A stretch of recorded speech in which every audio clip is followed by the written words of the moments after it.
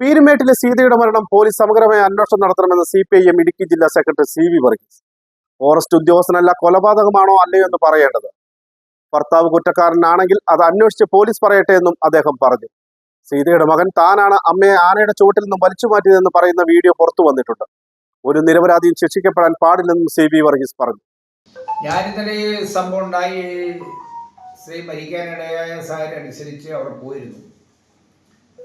അവിടെ പോയി പരിസരത്തുള്ളവരോടും അതുപോലെ തന്നെ വനംവകുപ്പ് ഉദ്യോഗസ്ഥന്മാരോടും പോലീസിനോടും എല്ലാം സംസാരിക്കുമ്പോൾ ആനയുടെ ആക്രമണത്തിന്റെ ഭാഗമായിട്ടാണ് സീത മരിച്ചത് എന്നാണ് നിഗമനത്തിൽ അവർ പറയുന്നത്. ഒരു കൊലപാതകം നടന്നാൽ അല്ലെങ്കിൽ ഒരു മരണം ഉണ്ടായാൽ അതിന് ആധികാരികമായി പറയേണ്ടത് പോലീസ് ഉദ്യോഗസ്ഥന്മാരാണ്. ബഹുമാനപ്പെട്ട DYSPയോടും അതുപോലെ തന്നെ സിയോട് സംസാരിക്കുമ്പോൾ പോലീസിന്റെ നിഗമനം ആനയുടെ ആക്രമണത്തിലാണ് മരണപ്പെട്ടത് എന്നുള്ളത് സംബന്ധിച്ച് തന്നെയാണ്. ഇതിനകത്തൊരു ദുരൂഹതയുള്ളത്, സാധാരണയായി പോസ്റ്റ്മോർട്ടം റിപ്പോർട്ട് വന്നാൽ ഇതുവരെയുള്ള കേട്ടുകേഴ്വി അനുസരിച്ച്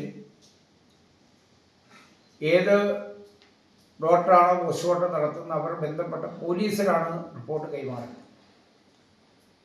അതിന് വിപരീതമായി ഡോക്ടർ മാധ്യമപ്രവർത്തകരെ വിളിച്ച് ഒരു ഡെമ്മി ഒക്കെ ഇങ്ങനെ പ്രദർശനം നടത്തി ഇന്ന പോലെയാണ് കൊലപാതകമുണ്ട്, ഇങ്ങനെയാണ് ഈ സംഭവം ഉണ്ടായിട്ടുള്ളത് എന്ന് വിവരിക്കും.